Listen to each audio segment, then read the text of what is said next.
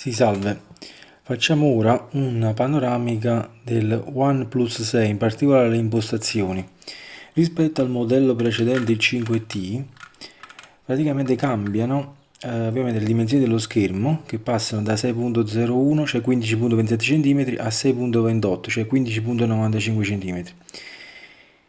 La quantità di memoria, ovviamente ci sono diversi tagli sia per il 5T che per il 6, l'unica differenza è che per il 6 c'è anche la variante 8 GB di RAM, 256 GB di memoria interna. Poi Android è sempre la versione 8.1, sempre doppia SIM, l'audio jack da 3.5, quindi ci sono sempre. Il processore si passa da uno Snapdragon 835 a uno Snapdragon 845 con grafica il 5T e l'Adreno 540 e questo è l'Adreno 630. Il processore è entrambi i modelli l'octa-core, solo che il precedente era a 2.45 GHz, gli altri quad-core erano a 1.9, questi invece sono octa-core a 2.8 GHz. L'architettura è sempre 64 bit. Le dimensioni, per quanto riguarda lo spessore, si passa dai 7.3 mm del 5T al 7.7 mm di questo, poi come larghezza dai 75 ai 75.3 mm e come altezza come peso dai 162 grammi ai 177 grammi del 6 e come altezza dai 156.1 mm ai 155.7, quindi risulta un pochino più basso, però è più pesante e più spesso e anche più largo. Il display è sempre l'AMOLED dal 18 noni, però questo qui è 19 noni. La densità di pixel è sempre 402 ppi, c'è sempre la protezione dello schermo, il Gorilla Glass 5. La risoluzione passa dai 1080x2160p ai 1080x2280. Non c'è la memoria espandibile, c'è il supporto OTG che poi vedremo anche nelle impostazioni. La camera è sempre zoom digitale con autoflash, riconoscimento del volto e il touch per mettere a fuoco. La risoluzione delle immagini va dai 4616 x 3464 pixel e rimane sempre la stessa. Poi c'è, per quanto riguarda le modalità di scatto, c'è lo scatto continuo e l'HDR. La fotocamera frontale è 16 megapixel con apertura 2.0 e c'è la stabilizzazione ottica nel 6, cosa che non c'è nel 5. Il flash è sempre il dual LED flash e per quanto riguarda i video le caratteristiche sono sempre le stesse, cioè sempre 1920x1080 a 30 frame al secondo e 1280x720 a 30 frame al secondo. La batteria è sempre di 3300 mAh polimeri di litio, anche per quanto riguarda il protocollo Wi-Fi è sempre l'802.11a ACBG N ed N, con doppia banda 2.4 GHz e 5 GHz, c'è il Wi-Fi Direct e il Mobile Hotspot, il Bluetooth 5.0, quindi la possibilità di collegare più di un dispositivo, l'USB tipo C, la NFC c'è, così come le bande LTE, la doppia SIM è in formato nano e così via. Per quanto riguarda poi le impostazioni, se io vado praticamente nelle impostazioni, vedete? Allora qui ho le impostazioni di wifi dove praticamente posso andare a salvare le reti, preferenze e così via. Il Bluetooth è la stessa cosa.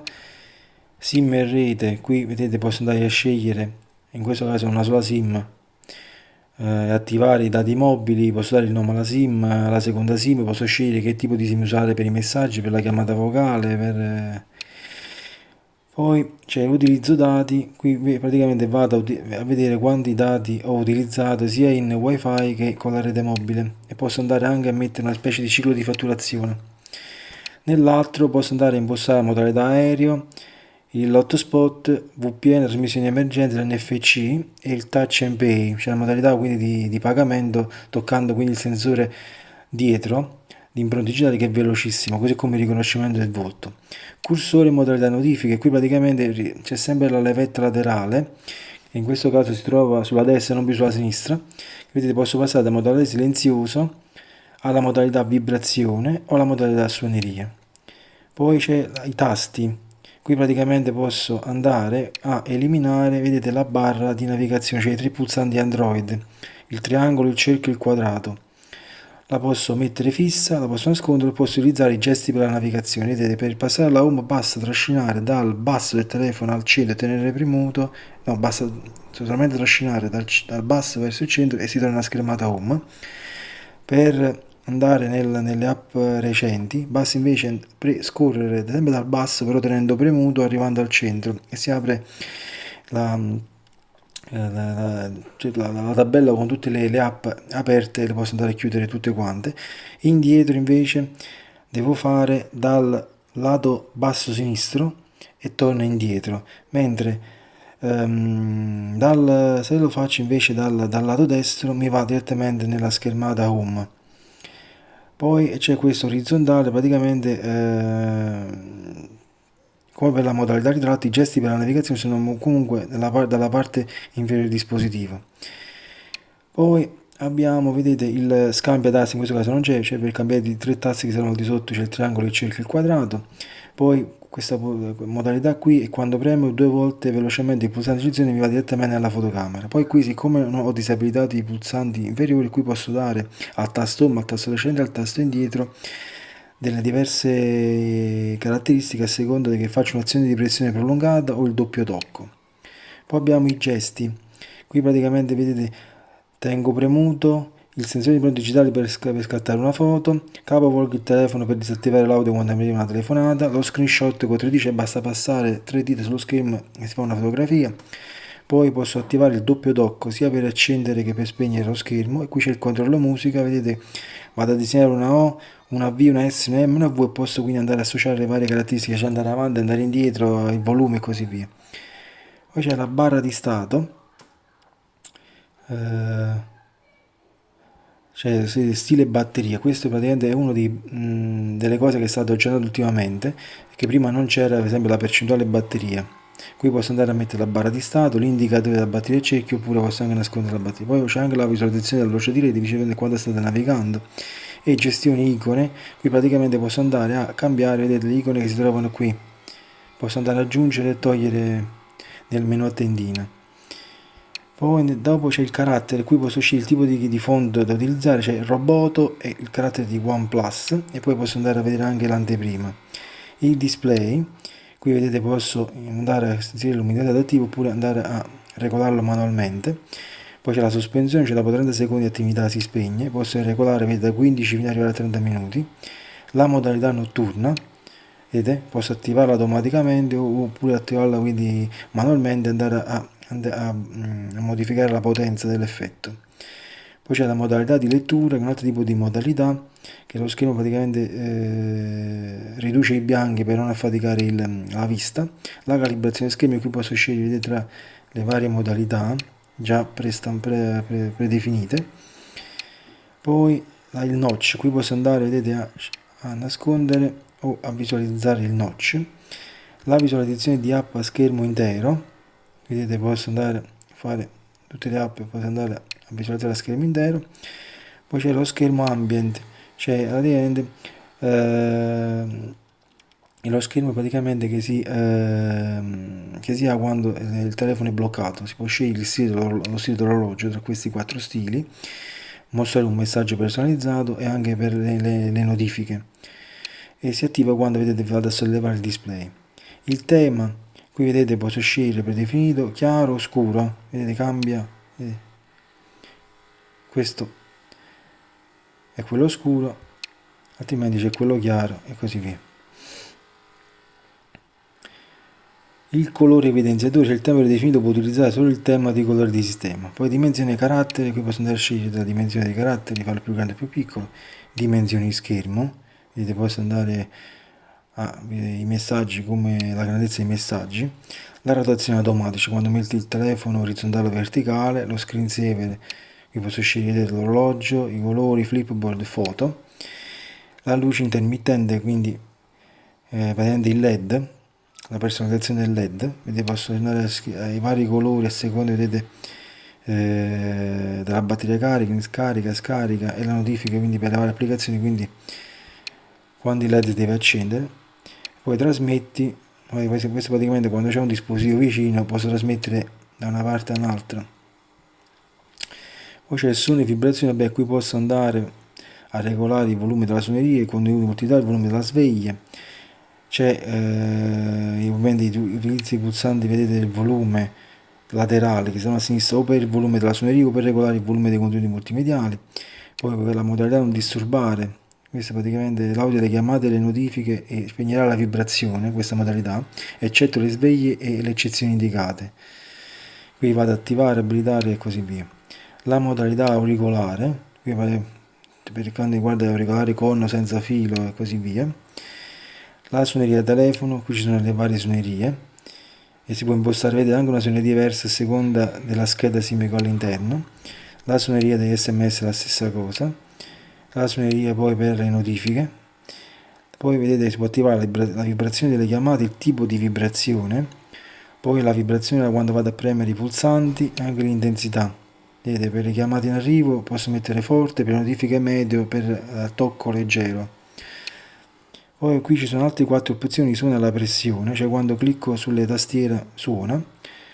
Tono tastierino, qui con la tastiera, suona alla pressione vuol dire quando clicco sulle applicazioni. Tono di blocco schermo, cioè quando il blocco schermo fa il suono di screenshot, cioè quando utilizzo le 3 dita per lo screenshot fa un altro suono.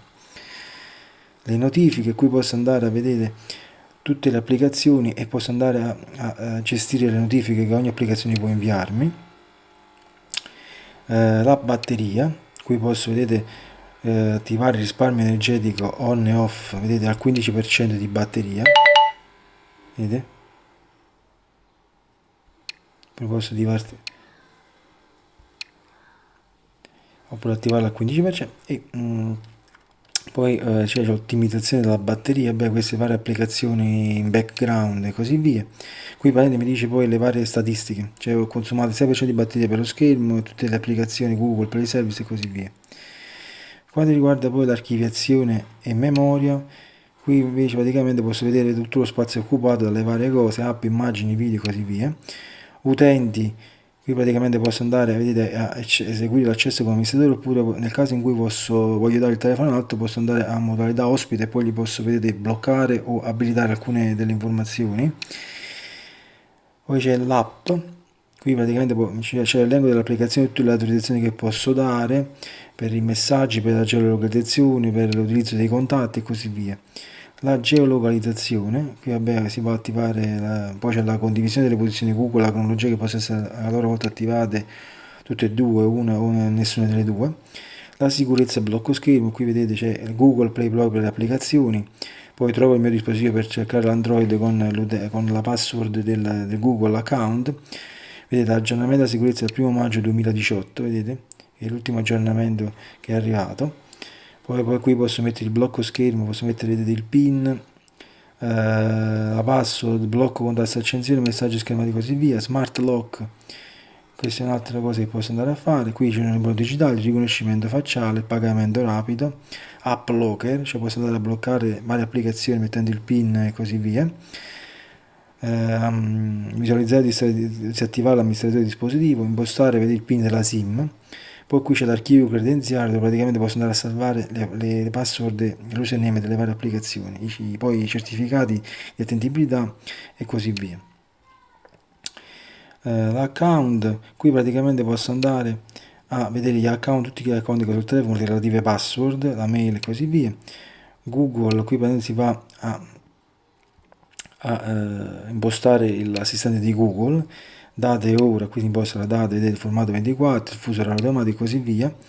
Poi c'è lingua e emissione, qui c'è il controllo ortografico, posso andare a disattivarlo, i servizi di compilazione automatica di Google, la tastiera virtuale, la tastiera fisica, posso cambiarlo, utilizzare il tipo di tastiera, la velocità del puntatore e così via. Poi qui backup e ripristino, devo fare il backup e ripristino sempre sull'account Google o su altri account.